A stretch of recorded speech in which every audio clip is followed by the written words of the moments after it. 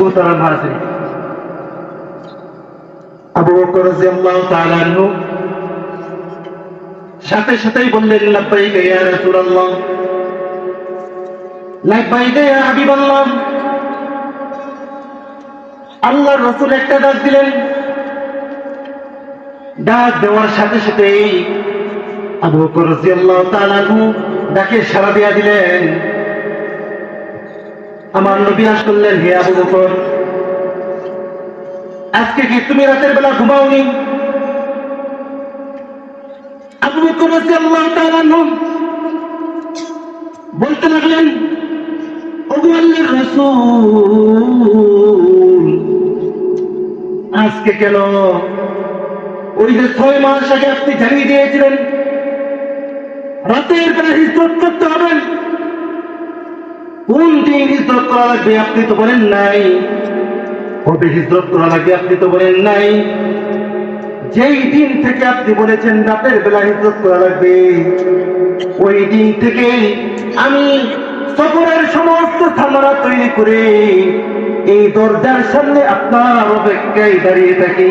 বলেন আল্লাহু আকবার। আল্লাহর রাসূল আশ্চর্য হয়ে গেলেন। আল্লাহর রাসূল আশ্চর্য হয়ে গেলেন যে 6 মাস ধরে আবু বকর রাতের বেলা ঘুমাই না। দেখে না আশিক রাসূল কারে কই, আমরাও তো নিজেদেরকে আশিক রাসূল দাবি করি। সাহাবায়ে কেরাম কেমন না আশিক রাসূল ছিলেন।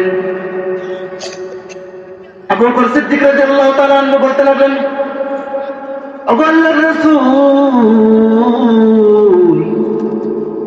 চতুর্দিক দিয়ে আপনার শত্রু নাঙ্গা তরবারি নিয়ে খুঁজতেছে আপনাকে হত্যা করার জন্য।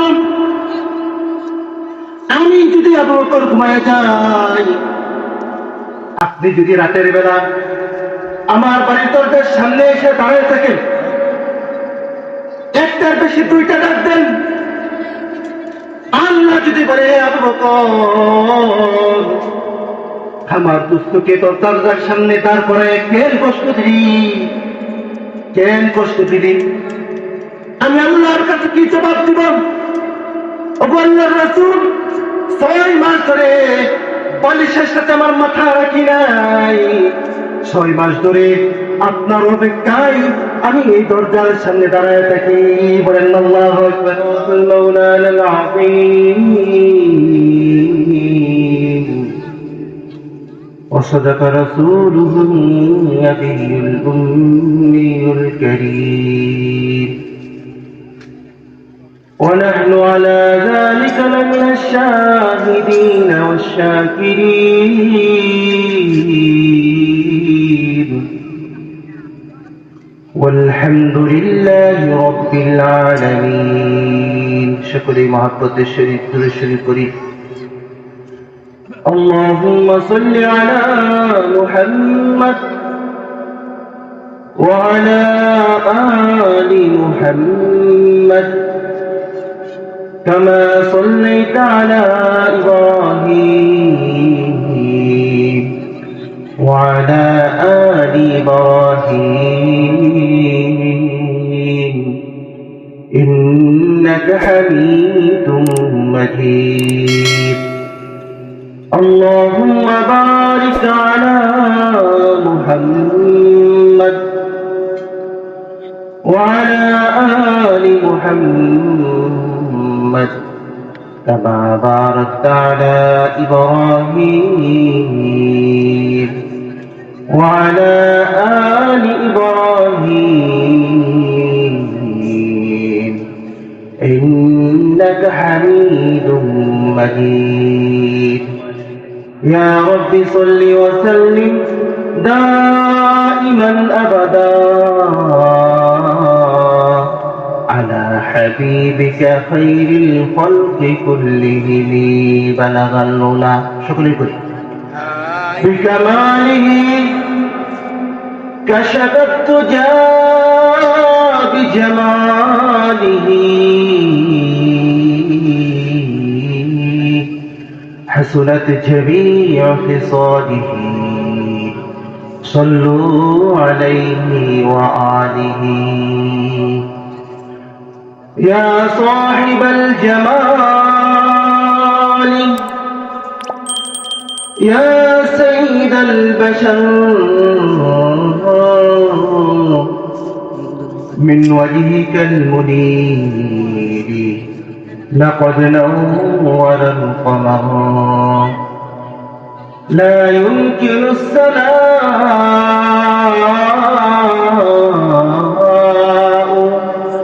كما كان حقه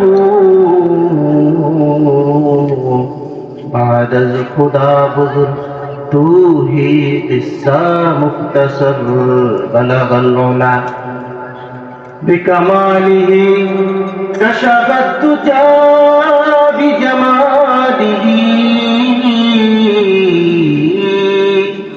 حسنت جميع خصاله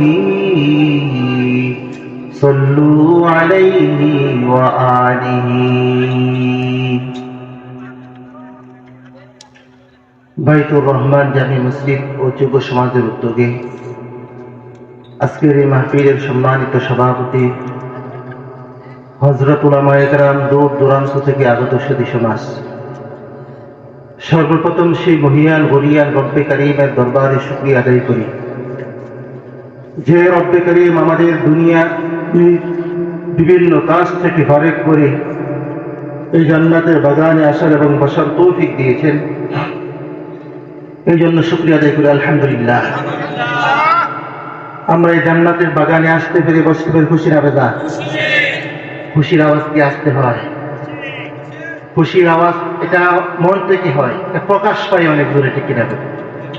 আমরা যদি খুশি হয়ে থাকি আবার আল্লাহ তাআলার প্রশংসা, আল্লাহ তাআলার শুকরিয়া আদায় করি, শুকর বলি আলহামদুলিল্লাহ। মুহতারাম হাজরিন, আমরা যে এই জান্নাতের বাগানে বসতে পারছি, আসতে পারছি, এটা কার দয়া? আল্লাহ।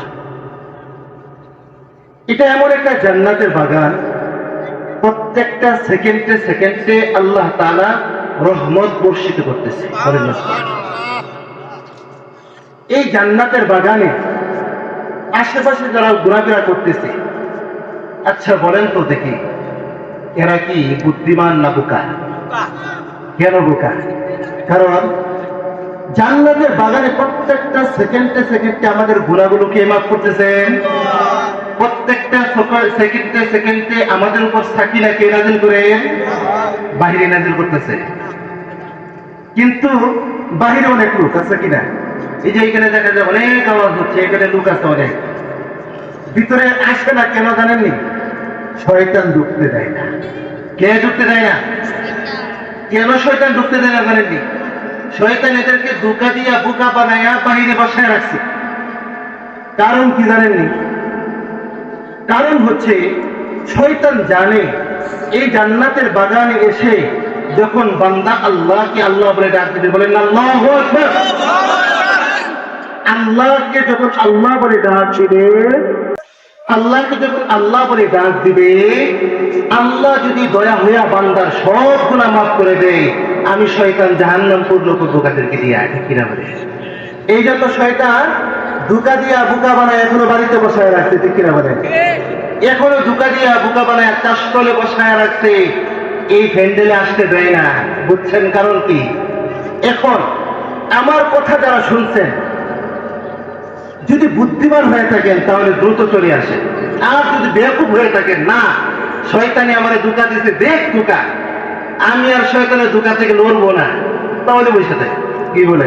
হ্যাঁ, বুদ্ধিমানের কাজ হবে কি? এখন সমস্ত ধোঁকাকে পরিত্যাগ করে জান্নাতের বাগানে চলে আসা, ঠিক কিনা বলে?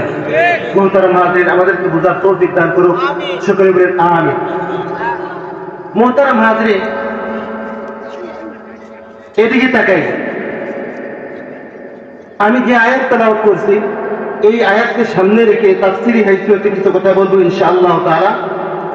আপনাদেরকেও আমলের নিয়ত শোনার, আমাকেও ইখলাসের সহিত বলার তৌফিক দান করুক, সকলে বলেন আমিন। যেহেতু সময় সংক্ষিপ্ত, এই জন্য অল্প দেখে আর আলোচনা করব না। যে আয়াত তেলাওয়াত করছি এই আয়াতকে সামনে রেখে কিছু কথা বলবো। মুহতারাম হাজির, আপনারাও যদি গভীর মনোযোগ দেন তাহলে কথাগুলো ইনশাআল্লাহ সহজেই বুঝবেন। আমি আপনাদের সম্মুখে যে আয়াত তেলাওয়াত করেছি, এই আয়াতটা হচ্ছে সূরা মাইদার 208 নং আয়াত। এই আয়াতকে সামনে রেখে তাফসীরি হাইসিয়তে কিছু কথা বলবো ইনশাআল্লাহ তাআলা। মুহতারাম হাজরিন, তাফসীরি হাইসিয়তে কিছু কথা বললে প্রথমে এর শানে নুজুল জানতে হয়। কি জানতে হয়? আল্লাহ তাআলা এই আয়াত কেন নাযিল করেছেন, তারপর এই আয়াতের ব্যাখ্যা বিশ্লেষণ তাফসীর কি, এটা আমাদের জানতে হবে। প্রথমে আমরা জানবো এই আয়াতের শানে নুজুল। মুহতারাম হাজরিন, আমি যে আয়াত তেলাওয়াত করেছি, এই আয়াতটি আল্লাহ রাব্বুল আলামিন আমাদের নবী যখন মক্কা থেকে হিজরত করে মদিনায় চলে যান, মদিনায় চলে যাওয়ার পর একটা বিশেষ প্রেক্ষাপটে, একটা বিশেষ অবস্থায় আল্লাহ তাআলা এই আয়াতকে নাযিল করেছেন। এই জন্য মুহতারাম হাজরিন, এই শানে নুজুল জানতে হলে আমাদের আনুষঙ্গিকভাবে কিছু কথা আমাদের বুঝতে হবে। যে কথাগুলো হলো, আমাদের রাসূল মক্কা থেকে মদিনায় হিজরত করছেন কেন?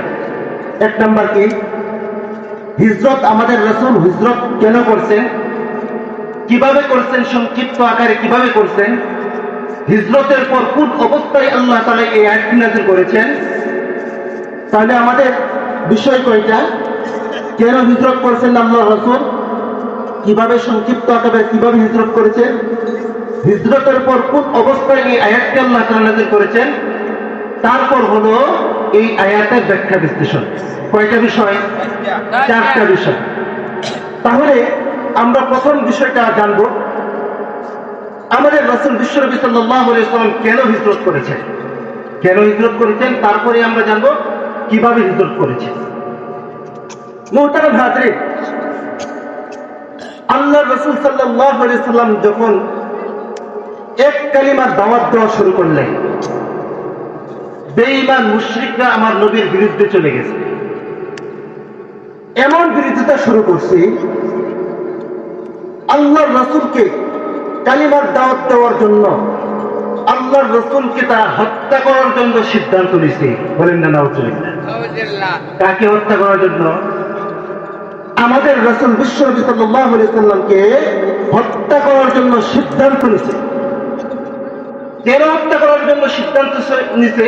অনেক লম্বা ইতিহাস, ওই দিকে ঢুকলে তাহলে এই আয়াতের শানে নুজুল বলা যাবে না। আমরা কম বেশি সকলেই জানি কেন আল্লাহ রাসূলকে হত্যা করার জন্য সিদ্ধান্ত নিছে।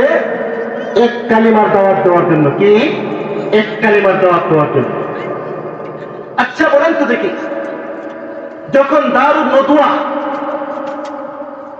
কাফেররা সিদ্ধান্ত নিল যে আমাদের নবীকে হত্যা করবে,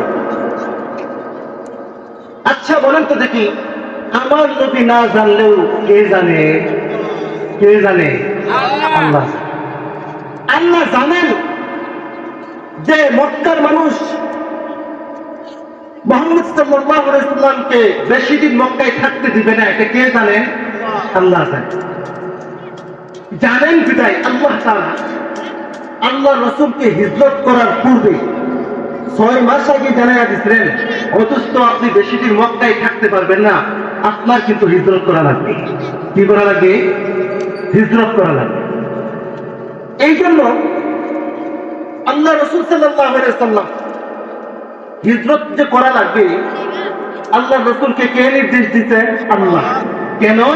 যে মক্কার মানুষ আমার রাসূলকে হত্যা করার জন্য সিদ্ধান্ত নিছে, এই জন্য আল্লাহ তাআলা আমার রাসূলকে হিজরত করার জন্য অনুমতি দিয়েছেন। মুহতারাম হাজরিন, অনেক কথা। আল্লাহ রাসূল সাল্লাল্লাহু আলাইহি ওয়াসাল্লাম হিজরতের 6 মাস আগে আবু বকর রাদিয়াল্লাহু তাআলা কে বলেছিলেন, ও আবু বকর, তুমি তৈরি থেকো, রাতের বেলা কিন্তু হিজরত করা লাগবে। কখন? রাতের বেলা হিজরত করা লাগবে। তুমি আমার সাথী হইবা, তুমি কিন্তু প্রস্তুতি থাকবা। আমি যেদিন যাব রাতের বেলা তোমার বাড়িতে, তোমাকে নিয়ে মক্কা থেকে মদিনায় হিজরত করে তোমাকে নিয়ে চলে যাব। বলেন না সুবহানাল্লাহ। মুহতারাম হাজরিন, আমাদের রাসূল সাল্লাল্লাহু আলাইহি ওয়াসাল্লাম যখন যেই দিন রাত্রিবেলায় আলী রাদিয়াল্লাহু তাআলা আনহুকে নিজের বিছানার উপর শোয়া রাতের বেলায় হিজরত করার জন্য রওনা দিয়েছেন। রাতের বেলা আবু বকর রাদিয়াল্লাহু তাআলা আনহুর ঘরে গেছে। কার ঘরে গেছে? আবু বকর রাদিয়াল্লাহু তাআলা আনহুর ঘরে গেছে। যে আস্তে করে ডাক দিয়েছে, হে আবু বকর, হে আবু বকর, সোজা কাতুলি মুহতারাম হাজির। আবু বকর রাদিয়াল্লাহু তাআলা আনহু সাথে সাথেই বললেন, লাব্বাইকা ইয়া রাসূলুল্লাহ, লাব্বাইকা ইয়া হাবিবাল্লাহ। আল্লাহর রাসূল একটা ডাক দিলেন। ডাক দেওয়ার সাথে সাথেই আবু বকর রাদিয়াল্লাহু তাআলা আনহু ডাকে সাড়া দিয়া দিলেন। আমার নবী আশ্চর্য হয়ে জিজ্ঞেস করলেন, হে আবু বকর, আজকে কি তুমি রাতের বেলা ঘুমাওনি? আবু বকর রাদিয়াল্লাহু তাআলা আনহু বলতে লাগলেন, ওগো আল্লাহর রাসূল, আজকে কেন? ওই যে 6 মাস আগে আপনি জানিয়ে দিয়েছিলেন রাতের বেলা হিজরত করতে হবে।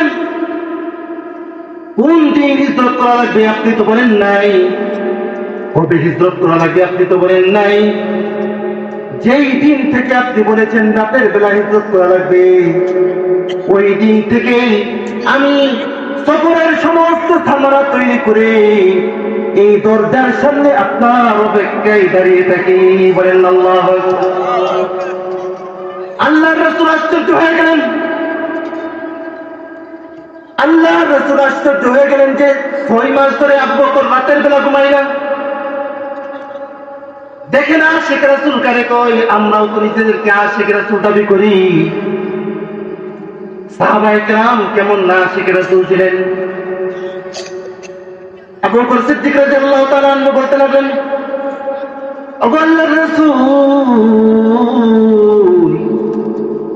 চতুর্দিক দিয়ে আপনার শত্রু নাঙ্গা তরবারি নিয়ে খুঁজতেছে আপনাকে হত্যা করার জন্য।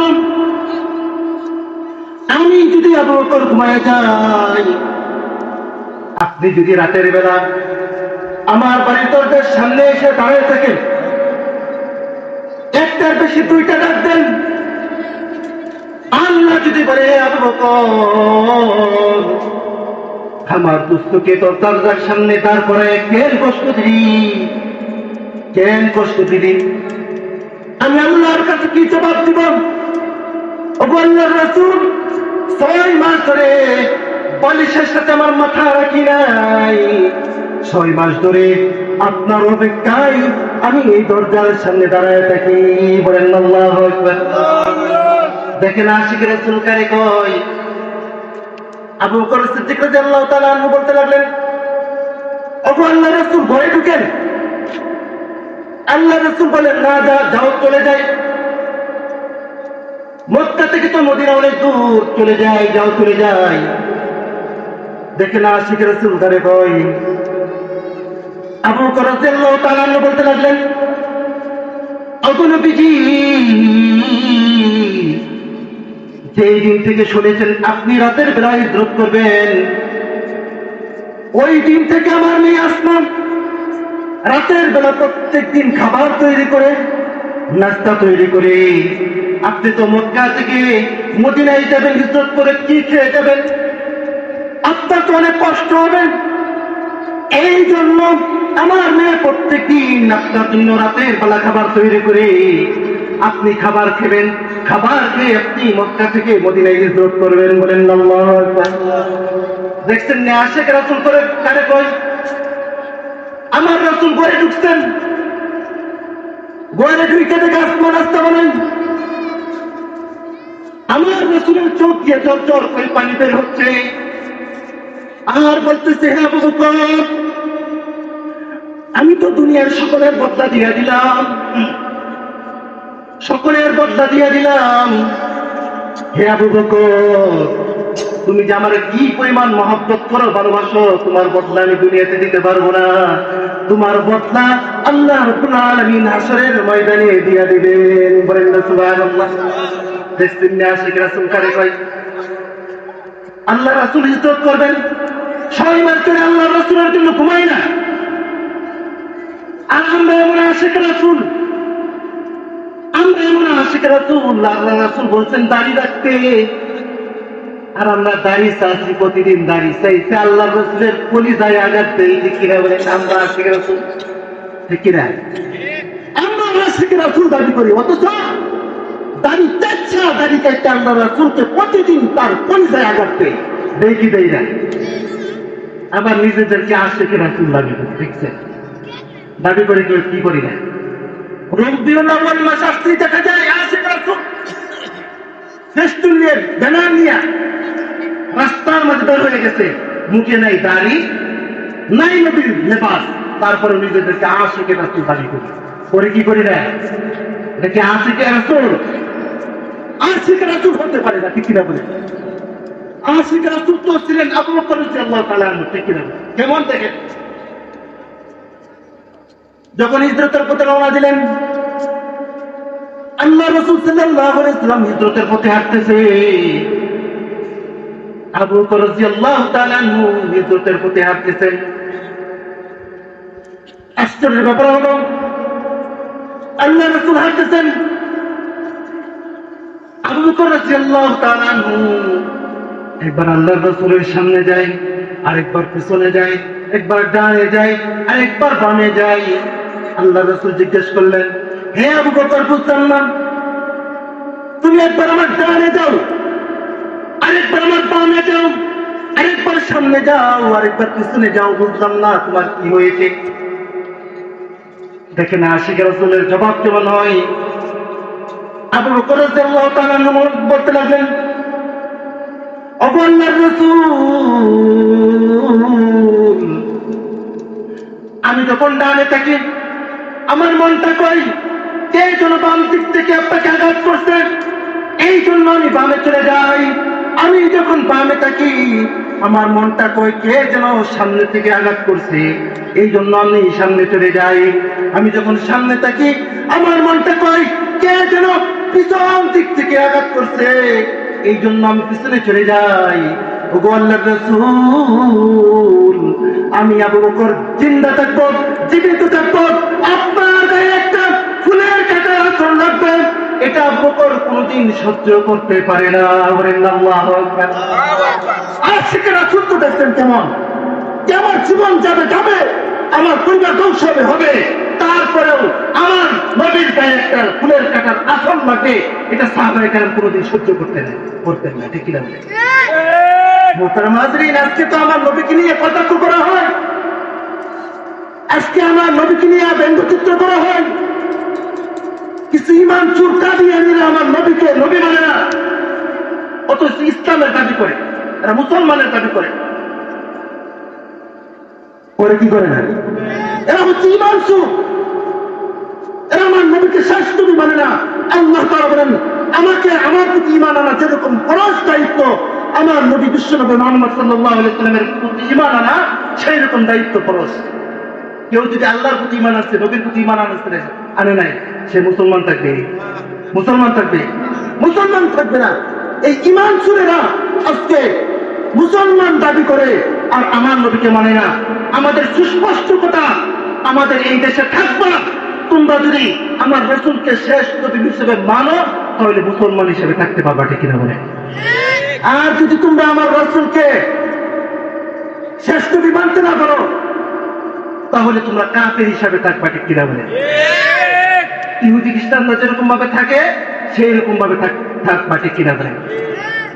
আজকে 92% মুসলমানদের দেশে এই সমস্ত গুটি কয়েক নাস্তিক মুরতাদ কাদিয়ানীরা মুসলমান থাকা সত্ত্বেও আমার নবীকে শেষ নবী মানে না। তারপরেও মুসলমানের দাবি করে কেন? কারণ আমরা সোচ্চার না, আমরা জাগ্রত না থাকার কারণে, আমরা সোচ্চার না থাকার কারণে, আমরা আমাদের প্রতিবাদ না থাকার কারণে আজকে গুটি কয়েক কাদিয়ানীরা অমুসলিম হওয়া সত্ত্বেও মুসলমানের দাবি করে, ঠিক কিনা বলেন? ও মুহতারাম, নবীর পরে নবী নাই, ঠিক কিনা বলেন? নবীর পরে নবী নাই, সংসদে আইন চাই এটা বললেই হবে না। আমাদের পদক্ষেপ দিতে হবে, আমাদের স্লোগান দিতে হবে, আমাদের পদক্ষেপ দিতে হবে। নবীর পরে নবী নাই, সংসদে আনছে, একথা মুখে মুখে বলতে হবে না, আমাদের কাজে কর্মে প্রমাণ করতে হবে, ঠিক কিনা বলেন? আমার নবী শেষ নবী, এটাকে যারা মানবে না এরা কাফের। কাফের ঘোষণা করতে গিয়ে যদি আমার জীবন যাই, আমার জীবন দিব, আমার যদি কল্লা যাই কল্লা দিব, তারা তারা রাজি আছেন? দুই হাত তুলে মামলাকে দেখা লিল্লাহি তাকবীর। মোহতারাম হাজরিন, আমাদের নবী শেষ নবী মুহাম্মদ সাল্লাল্লাহু আলাইহি ওয়াসাল্লাম, ঠিক কিনা বলেন? আমাদের নবীর পর নবী আছে। আর সেখানে যদি হইতে চাই তাহলে নবীর প্রেমে, নবীর জন্য আমাদের জীবনকে কুরবান দিতে হবে, ঠিক কিনা বলেন? সাহাবায়ে কেরাম দেখছেন আবু বকর রাদিয়াল্লাহু তাআলা আনহু নিজের জীবন দিয়ে গেছে, যে একবার সামনে যায়, একবার পিছনে যায়, আরেকবার ডানে যায়, একবার বামে যায়, তারপরে নবীর গায়ে যাতে একটা ফুলের কাঁটার আঁচড় না লাগে। দেখছেন আশিক রাসূল কারীম। মুহতারাম হাজরিন, আমার নবী বিশ্ব নবী সাল্লাল্লাহু আলাইহি ওয়াসাল্লাম যখন হিজরতের পথে রওনা দিলেন, বিশ্ব নবী সাল্লাল্লাহু আলাইহি ওয়াসাল্লাম যখন মদিনার কাছাকাছি গেলেন, মদিনার মানুষ যখন জানতে পাইলেন যে আখির জামানার পয়গম্বর বিশ্বনবী মুহাম্মদুর রাসূলুল্লাহ সাল্লাল্লাহু আলাইহি ওয়াসাল্লাম মক্কা থেকে হিজরত করে মদিনায় চলে আসতেছেন, মদিনার মানুষ আনন্দিত হয়ে গেলেন, তারা খুশি হয়ে গেলেন। আমার নবী কিতাব পায় তারা খুশি হয়ে গেলেন। মদিনার শত শত মানুষ তারা রাস্তায় বের হয়ে গেলেন। মদিনার বৃদ্ধ নারীরা লাঠি ভর্তিয়া রাস্তায় চলে আসছে। মদিনার বৃদ্ধ পুরুষেরা ওরা লাঠি ভর্তিয়া রাস্তায় চলে আসছে আমার নবীকে এগিয়ে নেওয়ার জন্য। মুহতারাম হাজরিন, দেখেন আমার নবী যখন মদিনায় প্রবেশ করলেন, মদিনার শত শত মানুষ আমার নবীর কাছে আসলেন। মুহতারাম হাজরিন, আমার নবী বিশ্বনবী সাল্লাল্লাহু আলাইহি ওয়াসাল্লাম যখন উটের বহর নিয়ে মদিনায় প্রবেশ করলেন, যখন দেখা গেল আমার নবীর ডানে সাহাবায়ে কেরাম, বামে সাহাবায়ে কেরাম, পিছনেও সাহাবায়ে কেরাম, মদিনায় যখন প্রবেশ করলেন, আমার রাসূলের সামনে, উটের বহরের সামনে মদিনার ছোট ছোট ছেলেরাও, মদিনার ছোট ছোট সন্তানেরাও চলে আসছে। তারা উটের বহরের সামনে কিতকিত করে নাচতেছে আর কবিতা পাঠ করে আমার নবীকে আর স্বাগতম জানাচ্ছে। তারা বলতেছে, طلع البدر علينا من ثنيات الوداع وجب الشكر علينا ما دعا لله داع। মোহতারাম হাজরিন, মদিনার শিশুরা কিতকিত করে নাচতেছেন আর কবিতা পাঠ করে আমার নবীকে স্বাগতম জানাচ্ছেন। আমার নবীর চোখ দিয়ে জোর জোর করে পানি বের হচ্ছে আর বলতেছে, ও মদিনার শিশুরা, ও মদিনার মানুষ, আমার দেশের মানুষ আমাকে থাকতে দেয় নাই, আমার দেশের মানুষ আমাকে দেশে থাকতে দেয় নাই, আমার বাড়ি থেকে আমাকে তাড়িয়ে দিয়েছে, আমার দেশে আমাকে থাকতে দেয় নাই। ও মদিনার মানুষ, আমাকে কোনদিন এই মদিনা থেকে তোমরা কি তাড়িয়ে দিবানি? মদিনার মানুষ কান্না শুরু করলেন, কান্না শুরু করলেন আর বলতে লাগলেন, ওগো আল্লাহর রাসূল, আমরা তো কোনোদিন আপনাকে মদিনা থেকে তাড়িয়ে দিব না, আমরা আপনাকে কোনোদিন মদিনাকে তাড়িয়ে দিব না। ওগো আল্লাহর রাসূল, আপনি ওয়াদা দেন, আপনি কি কোনোদিন এই মদিনা থেকে চলে যাবেননি? আমরা তো মদিনা থেকে কোনোদিন তাড়াবো না, কোনোদিন তাড়াবো না, আপনি ওয়াদা দেন, আপনি কি মদিনা থেকে কোনোদিন চলে যাবেননি? মোহতারাম হাজরিন, দেখছেন মদিনার মানুষ, আল্লাহ রাসূল সাল্লাল্লাহু আলাইহি ওয়াসাল্লাম ওই দিন ওয়াদা দিয়েছিলেন, মদিনার মানুষদের কাছে ওয়াদা দিয়েছিলেন, না না না, আমি কোনোদিন মদিনা ছেড়ে চলে যাব না। এই জন্য তো আল্লাহ রাসূল সাল্লাল্লাহু আলাইহি ওয়াসাল্লাম ইন্তেকালের পূর্বে জিবরাইল আলাইহিস সালাম এসে বললেন, ওগো আল্লাহর রাসূল, আপনি ইন্তেকালের পর কোন জায়গায় থাকবেন? আপনি যখন এই দুনিয়া থেকে চলে যাবেন, আপনি কোন জায়গায় থাকবেন? আপনার জন্য তিনটা জায়গা নির্ধারণ করা হয়েছে। কয়টা জায়গা? তিনটা জায়গা নির্ধারণ করা হয়েছে। একটা হলো আরশে আজিম, আরেকটা হলো সিদরাতুল মুনতাহা, আরেকটা হলো জান্নাতুল ফেরদাউস। কয়টা জায়গা? এই তিনটা জায়গা আপনার জন্য নির্ধারণ করা হয়েছে। আপনি ইন্তেকালের পর কোন জায়গায় থাকবেন? আমার রাসূলের চোখ দিয়ে চরচর করে পানি বের হচ্ছে, আর বলতেছেন, ও ভাই জিবরাইল, আমি সিদরাতুল মুনতাহা যাব না, আমি আরশে আযমে যাব না, আমি জান্নাতুল ফেরদাউসে যাব না, আমি আমার গুনাহগার উম্মতদেরকে নিয়ে এই মদিনার মাটিতে শুয়ে থাকবো। বলেন আল্লাহু আকবার। আমাদের রাসূল কি পরিমাণ মহব্বত করতেন, ভালোবাসতেন, আমাদেরকে আদর করতেন। আমাদেরকে রেখেন, আমাদের রাসূল সিদরাতুল মুনতাহায় যান নাই, আরশে আযীমেও যান নাই, জান্নাতুল ফেরদাউসে যান নাই। কার মহব্বতে? আমাদের মহব্বতে। কারণ আমার রাসূল চিন্তা করতেন, আমি যদি দুনিয়া থেকে আমার এই উম্মতদেরকে রেখে আমি আরশে আযীমে চলে যাই, আগেকার উম্মতদেরকে আল্লাহ তাআলা গজব দিয়ে একবার ধ্বংস করে দিয়েছেন। আল্লাহ তাআলা তো বলছেন, আমি যতদিন পৃথিবীতে থাকবো ততদিন আল্লাহ তাআলা গজব দিয়ে আমাকে ধ্বংস করবেন না, উম্মতদেরকে ধ্বংস করবেন না। আমি যদি জান্নাতুল ফেরদাউসে চলে যাই, তাহলে যদি আমার আল্লাহ তাআলা আমার উম্মতদেরকে ধ্বংস করে দেয়। এই জন্য আল্লাহ রাসূল সাল্লাল্লাহু আলাইহি ওয়াসাল্লাম বলেন, না না, আমি যাব না, আমি এই দুনিয়ার মাটিতেই থাকবো, আমি যতদিন এই পৃথিবীতে থাকবো আমার উম্মতদেরকে একেবারে সমরে ধ্বংস করবে না আল্লাহ। দেখছেন আমার রাসূল কি পরিমাণ মহব্বত করতেন, ভালোবাসতেন, আদর করতেন আমাদেরকে। এই মহব্বত ভালোবাসা আমাদের আছে? আছে, ভালোবাসা আছে? মহব্বত নাই তো? যদি থাকতো তাহলে রাসূলের সুন্নাত আমাদের মাঝে থাকতো, ঠিক কিনা বলেন? রাসূলের যদি ভালোবাসা থাকতো তাহলে আমাদের মাঝে কি থাকতো? রাসূলের সুন্নাত আমাদের মাঝে থাকতো, ঠিক কিনা বলেন? মুহতারাম হাজরিন, আজকে আমাদের রাসূলের সুন্নাত নাই, রাসূলের আদর্শ আমাদের মধ্যে নাই। আচ্ছা বলেন তো দেখি, রাসূলের মহব্বতের নিদর্শন আছে কিনা? মাপকাঠি আছে কিনা? মাপকাঠি আছে? প্রত্যেকটা জিনিসের ভালোবাসার মাপকাঠি আছে। আর রাসূলের ভালোবাসার মাপকাঠি কি? আল্লাহ রাসূল সাল্লাল্লাহু আলাইহি ওয়াসাল্লাম বলেন, মান আহাব্বা সুন্নতি ফাকাদ আহাব্বানি ওয়া মান আহাব্বানি কানা মাই ফিল জান্নাহ। মান আহাব্বা সুন্নতি, যারা আমার সুন্নাতকে মহব্বত করলো তারাই আমাকে মহব্বত করলো, যারা আমাকে মহব্বত করলো কানা মাই ফিল জান্নাহ, জান্নাতে তারাই আমার সাথে থাকবে। বলেন না সুবহানাল্লাহ। রাসূলের সুন্নাত কি? রাসূলের সুন্নাতকে যারা মহব্বত করবে তারাই রাসূলেরকে মহব্বত করলো। আর রাসূলের সুন্নাত যার মধ্যে নাই, তার মধ্যে কি নাই? রাসূলের ভালোবাসা আছে। তাহলে রাসূলের ভালোবাসার নিদর্শন কি? তার সুন্নাত। তার কি? সুন্নাত। এই জন্য মুহতারাম হাজরিন, আমাদের যাদের দাড়ি নাই, এই দাড়ি রাখাটা কার সুন্নাত? কার সুন্নাত? কার সুন্নাত? আর দাড়ি রাখে না, এরা কার সুন্নাত পালন করলো? এরা শয়তানদের খুশি করলো, ঠিক কিনা? মুহতারাম হাজরিন, রাসূলের সুন্নাতকে যদি আমি মানতে চাই তাহলে দাড়ি রাখতে হয়, ঠিক কিনা বলেন? দাড়ি রাখবো তো ইনশাআল্লাহ, দাড়ি রেখে প্রমাণ করতে হবে আমি রাসূলকে ভালোবাসি, ঠিক কিনা বলেন?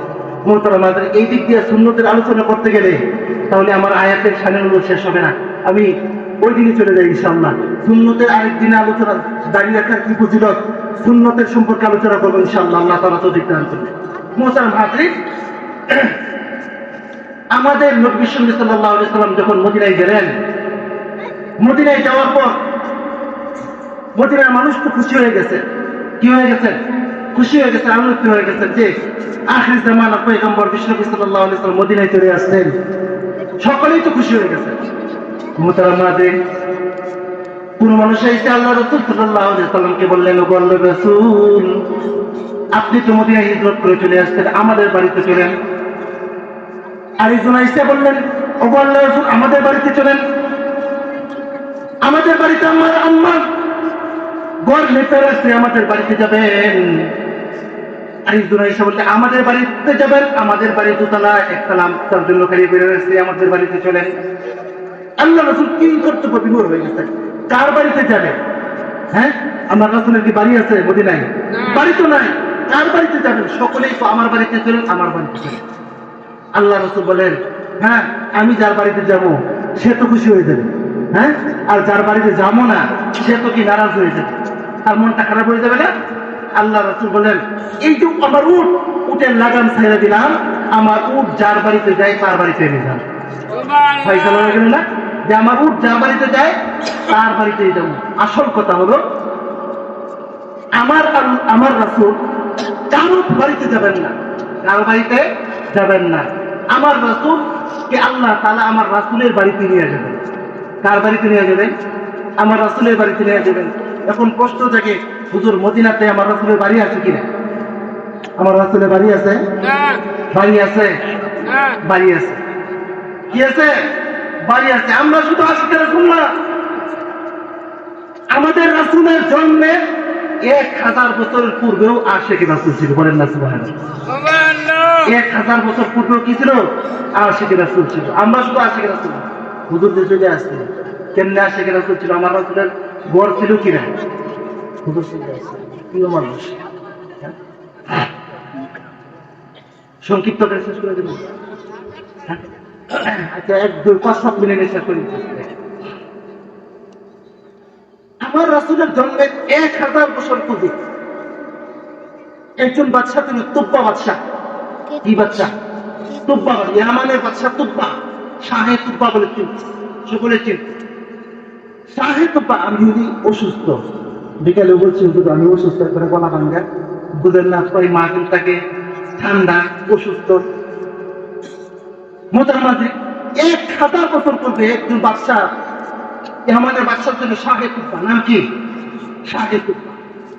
শাহে তুব্বা একদিন চিন্তা করলেন, অনেক প্রতাপশালী বাদশা ছিলেন, সে চিন্তা করলেন আমি দিগ্বিজয় বের হব, বিভিন্ন দেশ ভ্রমণ করব, যে দেশ পছন্দ হয় ওই দেশকে আমি বিজয় করব, বিজয় করে আমার আয়ত্তে নিয়ে আসবো। যেই কথা সেই কাজ। শাহে তুব্বা একদিন 30,000 সৈন্য নিচ্ছেন, ঘোড়সওয়ারের সৈন্য নিচ্ছেন, আর 40,000 ইহুদি আলিম নিচ্ছেন। 40,000 ইহুদি আলিম নিচ্ছেন, 30,000 ঘোড়সওয়ারি সৈন্য নিচ্ছেন, নিয়ে ভ্রমণে বের হয়েছেন।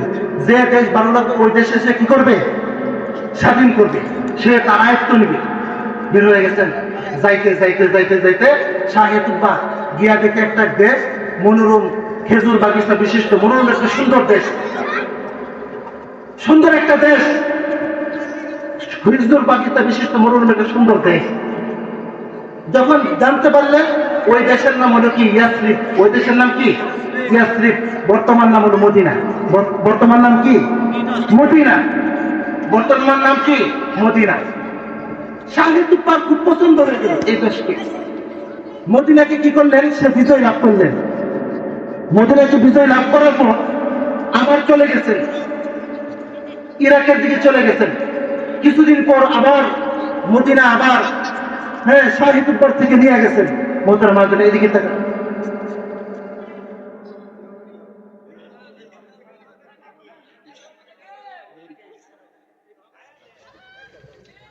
অল্প সময় 2-3 মিনিট শেষ করেছে। দেখেন, শাহে তুব্বা যখন মদিনাকে বিজয় করছেন, অনেক লম্বা ইতিহাস, যখন মদিনাকে বিজয় করছেন, বিজয় করার পর ইহুদি আলেমরা যখন বিজয় করে, যখন মদিনায় শাহে তুব্বা ইয়ামানে চলে যাবেন, ইয়ামানে যখন চলে যাবেন, ইহুদি যে আলেম ছিল কয় হাজার? 40,000। কয় হাজার? ইহুদি আলেম ছিল 40,000। ইহুদি আলেমদেরকে জিজ্ঞেস করলেন, যাও চলে যায়। কিন্তু ইহুদি আলেমরা মদিনার কিছু ছাল, মদিনার কিছু কঙ্কর, মদিনার কিছু খেজুর গাছের ডাল, শাক, এগুলো সংগ্রহ করে ব্যাগের ভিতরে ঢুকাইতেছে। ব্যাগের ভিতরে কি ঢুকাইতেছে? তখন বাদশা বলতে লাগলো, তোমাদের কি হয়েছে? বুঝলাম না। মদিনার ছাল, ডাল, খেজুর গাছের ছাল, মাটি তোমাদের ব্যাগের ভিতরে ঢুকাও কে? তখন তাওরাতের আলেমরা বলতে লাগলো, ও বাদশা, আমরা তো তাওরাত কিতাবের হাফেজ, আমাদের প্রত্যেকটা তাওরাত কিতাবের পৃষ্ঠায় পৃষ্ঠায় আখির জামানার পয়গম্বর যিনি হবেন তার বর্ণনা করা হয়েছে। আমরা জানতে পারলাম, তাওরাত কিতাব গবেষণা করে জানতে পারলাম যে আখির জামানার পয়গম্বর বিশ্বনবী মুহাম্মদ সাল্লাল্লাহু আলাইহি ওয়াসাল্লাম হিজরত করে মদিনায় চলে আসবেন। কোথায় আসবেন? মদিনায় চলে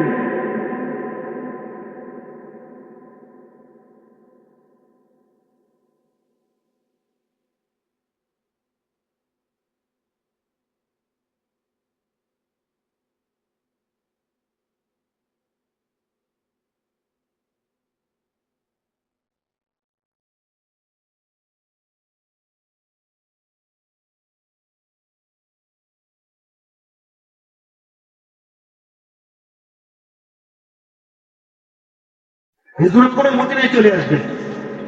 যখন মদিনায় চলে আসবেন তখন শাহে তুব্বা বলতে লাগলেন যে আখির জামানার পয়গম্বর অনেক লম্বা ইতিহাস, চলে আসবেন। তখন ইহুদি আলেমরা বললেন, ইহুদি আলেমদেরকে বললেন যে মদিনায় চলে আসবে, তার জন্য কি ঘর থাকবে নাকি? ওনার ঘর কিছুই থাকবে না। তখন ইয়ামানের বাদশাহ আমাদের নবীর প্রতি ভালোবাসিয়া একটা ঘর নির্মাণ করছে। কি নির্মাণ করতেন? ঘর নির্মাণ করছিলেন। এই ঘরে কেমনে যাইবো না যাইবো, হুজুর চলে আসছে, বলছে সময় শেষ। আমি শেষ করে দিলাম, যদি কোনোদিন হয় এই সব সবিস্তারিত আলোচনা করবো। আল্লাহ তাআলা আমাদেরকে এমন করে কথা বলবো। আল্লাহ তাআলা